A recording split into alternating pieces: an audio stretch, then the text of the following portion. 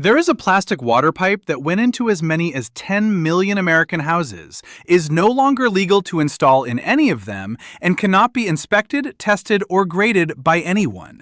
Not by a plumber, not by anybody standing right in front of it. If your house was built between 1978 and 1995, there is a decent chance it is running through your walls right now. Nobody wrote to tell you. No notice, no sticker in the utility room, nothing in your closing paperwork. Whoever built the place put it in because it was cheap and it was fast. Drywall went up over it that same week, and every owner since has inherited it without being asked. Here is the useful part. You do not need a plumber to find out. No tools, no testing, nothing opened up. There are 5 places in an ordinary house where this pipe is sitting in plain sight, and the whole check takes about 90 seconds. One of them is behind your toilet. The material is polybutylene. Everyone in the trade calls it PB. It arrived in the late 70s as the pipe that was going to replace copper, and on paper, the case was strong. Copper was expensive and it was slow. Every joint had to be soldered by hand, which meant a torch and a skilled man holding it in every wall cavity in the house. Polybutylene was the opposite of all that. It came in long, flexible coils. It bent around corners instead of needing an elbow at every turn. One person could push it through a stud bay. It cost less than copper to buy and a good deal less than copper to install, and it handled a freeze better than rigid pipe did. If you were putting up houses at volume in 1982, you would have used it too. Almost everyone did. It spread fastest where the building boom and the production window lined up. The Sun Belt, the Mid-Atlantic, the Deep South, the Pacific Northwest. If your house went up in one of those places during that stretch, the odds move up accordingly.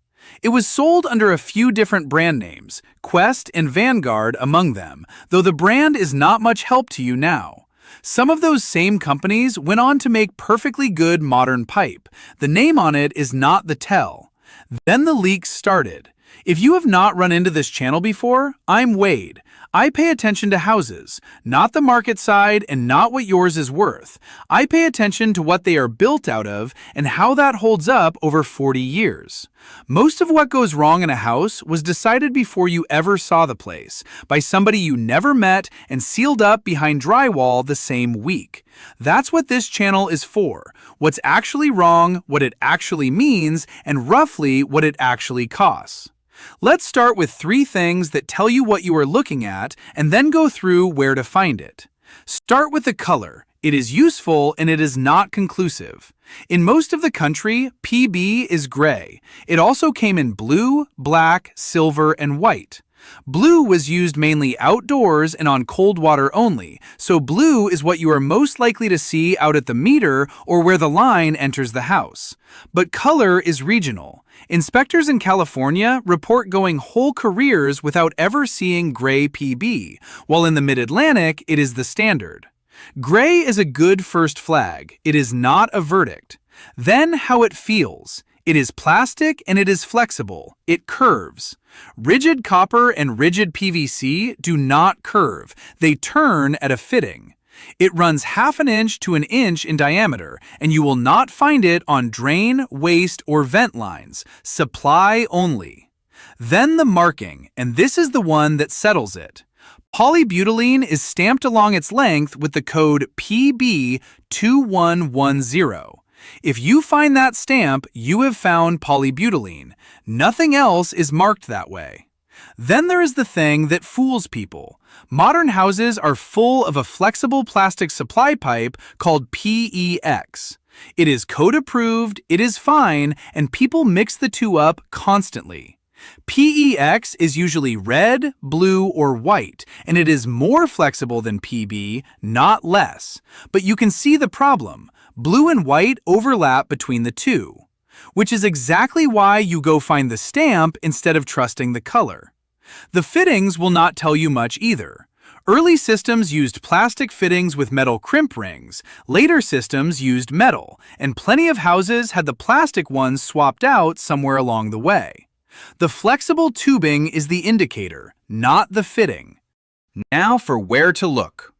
All of these are visible without dismantling anything. At the water heater where the supply lines come in. under the kitchen sink, and under each bathroom sink. Behind the toilet, at the supply line coming out of the wall. Running across the ceiling of an unfinished basement. At the water meter or at the main shutoff valve where the line enters the house. One more thing, and this is the part people get wrong. Check more than one spot. A house is not necessarily all one material. There are houses out there with short copper stub-outs at the fixtures and polybutylene running everywhere behind them, which means the pipe you can see under the sink tells you nothing about the pipe you cannot see. Look in 3 or 4 places before you decide either way. And if you look and you are not sure, that is a perfectly normal outcome. A plumber can identify it in about a minute. Here is why this cannot be inspected the way most defects can. The disinfectants that municipal systems use to keep drinking water safe, chlorine and its relatives, react with the polymer. Not on the outside, on the inside face of the pipe, the surface in contact with water every hour of every day for 40 years. The reaction makes the material flake and go brittle. Fine cracks form on that inner wall and work outward through the pipe over time. When one of them finally reaches the outer surface, you have a leak. Fittings tend to go first. The early systems used an acetal plastic fitting, and acetal has its own version of the same chemistry problem. Those fittings were the subject of their own litigation, separate from the pipe itself. Here is the part that matters more than any of the rest of it. All of that degradation happens inside the pipe wall, where nobody can see it. There is no test. You cannot look at a run of PB and grade it.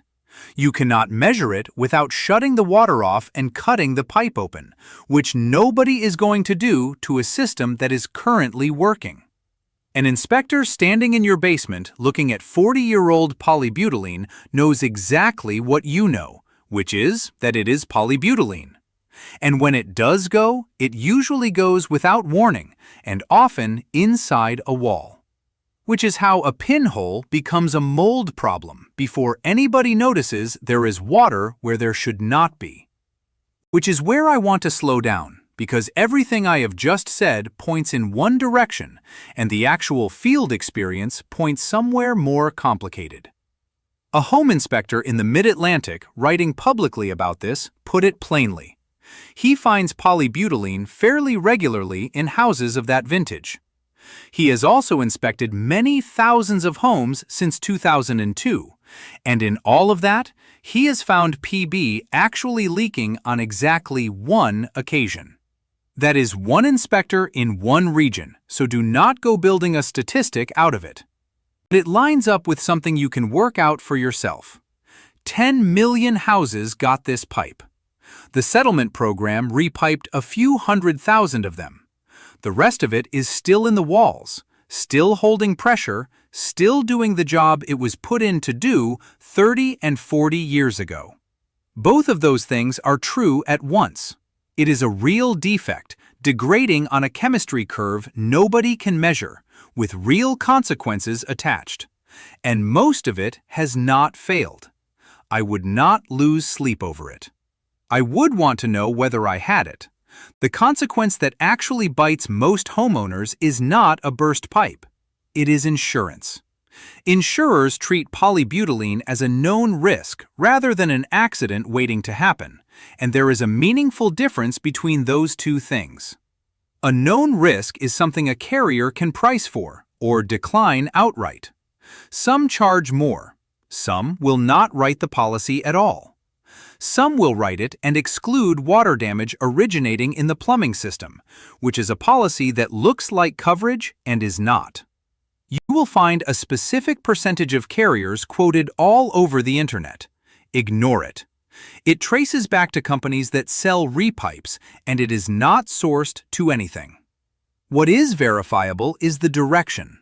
In Florida, Citizens Property Insurance Corporation, the state-created insurer of last resort, will not write new business on a house of this age with polybutylene in it. When the carrier that exists specifically to cover what nobody else will cover says no, that tells you where the private market is sitting. There is no reliable repair for PB. You do not patch a chemistry problem. The accepted remedy is a whole house repipe in copper or PEX, and current quotes run from somewhere around $4,000 at the small and accessible end up to $15,000 or more for a larger house, a slab foundation, or an expensive labor market. That is a wide range because the job is almost entirely labor, and labor depends on how hard it is to reach your pipes. Who to call is a licensed plumber. Identification first, quote second, not a repipe salesman. One thing needs correcting here because it is the most common thing people search on this. There was never a recall. Not a government recall, not a manufacturer recall, nothing. Polybutylene was never ordered off the market by anybody. It was withdrawn commercially in 1996, and it was written out of the plumbing codes afterward. That is not the same thing as a recall, and if you go looking for one, you will not find it. What actually happened was a class action, Cox versus Shell Oil, settled in 1995, which set up a fund of $950 million to repipe homes and pay for water damage. It eventually paid out more than $1 billion. That fund took claims until 2009. It is closed and has been closed for well over a decade. Nobody is reimbursing anybody for this now. So that is where it stands. If your house went up between 1978 and 1995, there is a real chance it has polybutylene in it. If it went up after that, it does not, and you can forget the entire subject. Finding out is the cheapest thing you will do all week.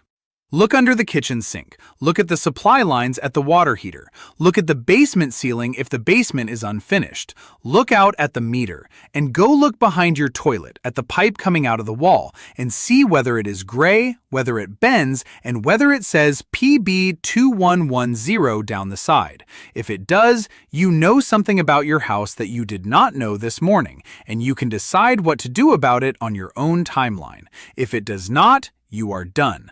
Either way, you are better off knowing. If this saved you a phone call, hit the like button. It pushes the video toward the next person standing in a basement wondering what they are looking at. Most of what is wrong with an older house is quieter than this and hidden about as well. Subscribe and you will get the next one. And I want to know one thing in the comments. When you bought your house, did anybody mention the plumbing to you at all? Not a line buried in a disclosure form, not a note in an inspection report. Did one person say the word polybutylene out loud before you signed?